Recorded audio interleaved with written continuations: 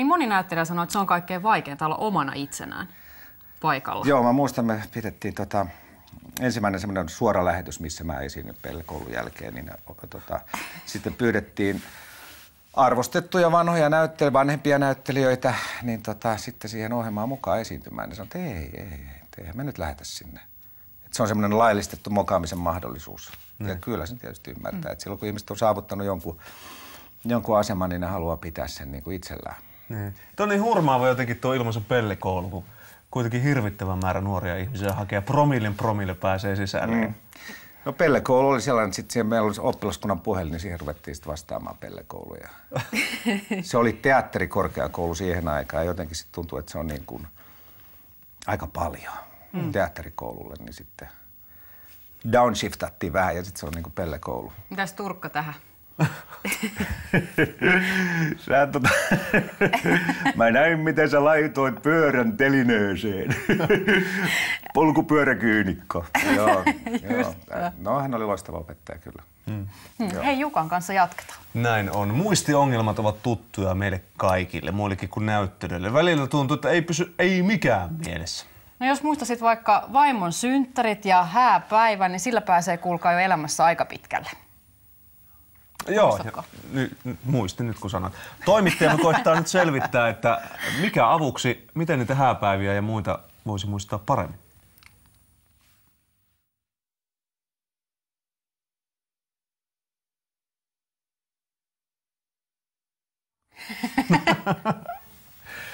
Siellä on muistiongelma käynnissä. No ohjaamossa muistellaan, että mistä napista piti painaa milläkin hetkellä. Onko tämä kuinka pitkä tämä sitten?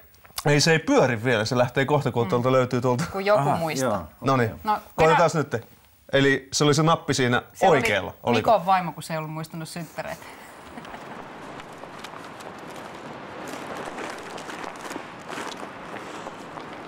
Multa jäi ostoslista kotiin, kun mä olin menossa ruokakauppaan, niin mitä mä voin tehdä? En mä muista, mitä mun piti ostaa. No, pääpointti on kyllä se, että pitäisi yrittää keskittyä siihen, mitä just kullakin hetkellä tekee. Eli kun lähtee sieltä kotoa, niin on tärkeää, että ei mieti montaa asiaa yhtä aikaa. Aivobik on yksi monista menetelmistä, jota voi käyttää tällaisen asian treenaamiseen. Lähtö. 0, 1, 2, 3, 4, 5. Samalla tavalla kuin aerobikissa tehdään askelkuvioita, niin aivobikissa keskitytään yhteen askeleen mielessä kerrallaan. Käytännössä se ikään kuin NS-alue, jolla liikutaan, on lukualue 0–50. Eli siellä tehdään erilaisia lukusarjoja musiikin tahdissa. Eli se vaatii, eli treenaa tosi tiukkaa keskittymiskykyä ja läsnäoloa tässä hetkessä. Ja silloin ei enää unohtele. Miten muistiaan voi kehittää? Oleellisinta on kyllä tiedostaa se, että muisti on osa luovuutta. Eli heti joka hetki, kun elämässään tallentaa jotain mieleensä, niin siellä syntyy mielleyhtymiä. Ja se tarkoittaa sitä, että kun pitää esimerkiksi opetella muistamaan puhelinnumeroita tai PIN-koodeja, niin oleellista on löytää siitä jonkinlainen säännönmukaisuus, eli kuvio. Ja silloin se on oikeastaan luovuudesta eli kekseliäisyydestä kiinni, että oppii löytämään eli luomaan mielessään muistisäännön. Joskus tuntuu, että se työmuisti on niin täynnä, että enää ei muista mitään. Niin mikä siinä sit avuksi? Yksi on, että suoraan sanottuna kirjoittaa ylös ne asiat, jotka on tekemättä ja jotka pitää tehdä. Aivojen rääkkääminen turhaan, varsinkin pitkällä aikajänteellä, niin se ei ole viisasta. Ja sitten toinen asia on kyllä ehdottomasti se, että antaa itselleen luvan tehdä vain yhtä asiaa kerrallaan. Voiko aivobikilla torjua muistisairauksia? No aivobik on yksi hyvin monista menetelmistä.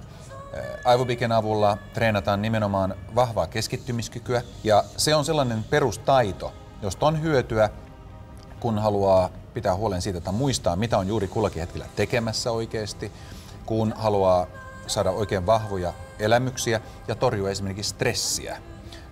Nämä on kaikki sellaisia asioita, jotka liittyy siihen, että ne vähentää todennäköisyyttä sairastua muistisairauksiin. Kansallisteatterissa harjoitellaan näytelmää Pirun puntari. Se on kertomus rakkaudesta, avioliitosta ja muistisairaudesta. Sanon 3 sanaa, paina ne mieleen. Joo. Sanat ovat nopea, vilkas, ruusu. Nopea, vilkas, ruusu. Hyvä. Hyvä. Mikä vuoden aika nyt on?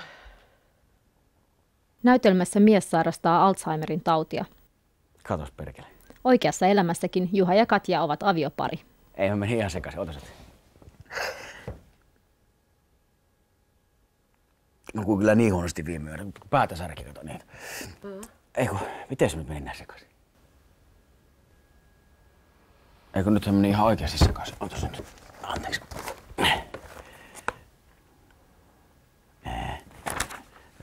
Okei, nyt sä unohdit oikeesti. Joo. Oikeesti. Mikä päivä?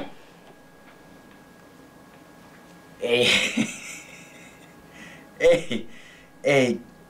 Tätä on pohdittu tämän näytelmän ympärillä, tätä muistamattomuutta ja muistia, että, niin kun, että esimerkiksi jos unohtaa omat lapsensa, kuinka hirveätä se olisi, tai tietääkö silloin edes, että unohtaa lapsensa? Tätä on just mietitty, että se taitaa olla niin kuin omaisille loppujen lopuksi, mä en voi väittää näin, mutta mä luulen, että karmeampaa, koska se ihminen, joka unohtaa, niin sehän ei sitä tiedosta sillä hetkellä. Onhan niitä hetkiä, kun tiedostaa. Niin. Yhtään jännitä.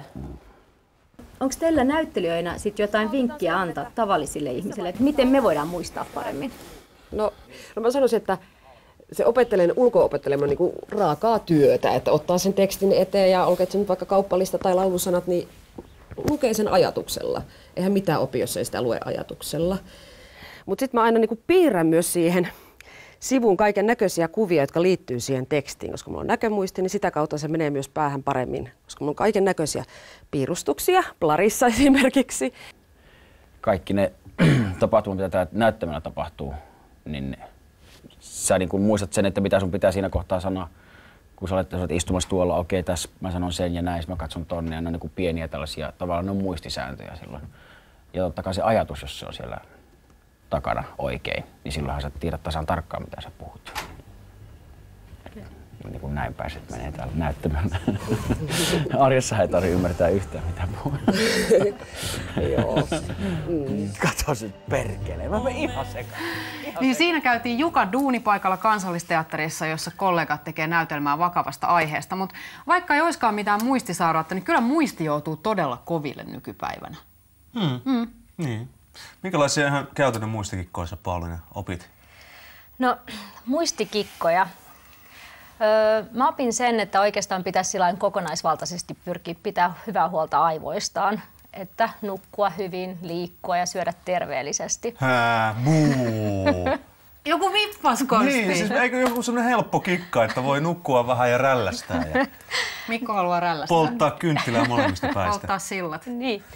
No, sitä, mitä voi tehdä, on, että muistaisi vaikka PIN-koodeja tai syntymäpäiviä tai ihmisten nimiä. Että keskittyy siihen hetken ja yrittää luoda jonkinlaisen mieleyhtymän. Että onko se sitten joku kuvio kädessä tai joku vuosiluku tai jotain semmoista.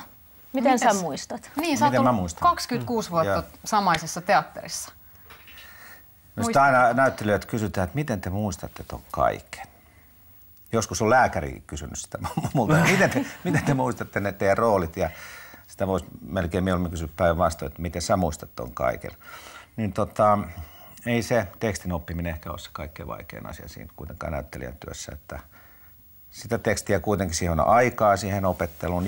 Jotkut roolit on tietysti sit niin isoja, että jos on esimerkiksi tämmöinen yliheittojuttu, että keväällä aloitetaan harjoitukset ja syksyllä ensi-ilta, niin kyllä siinä saattaa mennä se kesä sen opettelemiseen. Mutta kyllähän se on niinku tärkeämpää saada se elämään ja olla sen tekstin kanssa uskottava. Mikä on ollut pahin teksti, jonka muistat? No se on heti, sen pystyy sanomaan. Se oli tämmöinen Joneskon oppitunti ja tuolit. Se oli vielä tämmöinen ekstriimi, että siinä niinku kysyttiin, että lähet sä tähän?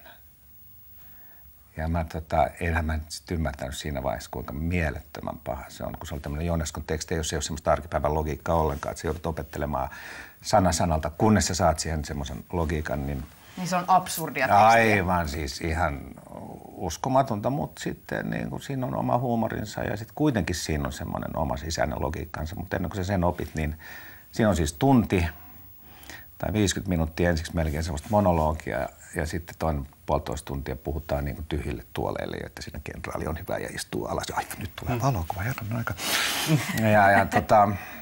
Se oli musta, se oli kova. Sitten siinä oli vielä semmoinen juttu, että yleensä näytelmistä muistaa jotain sen jälkeen, kun ne on loppuneet. Niin tästä ei muista mitään. Yhtään repliikkiä ei pysty sanoa enää siitä. Mutta se on ollut mulle semmoinen. Se oli hurjin. Tuossa oltiin myös sitä mieltä, Pauliina, että aivoja ei pidä liikaa rääkätä.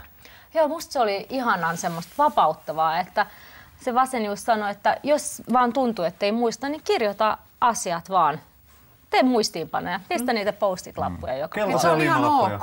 Joo. Ei tarvitse olla mikään muistikone. Vanha konsti parempi kuin pussillinen uusi. Näin se on. Hei.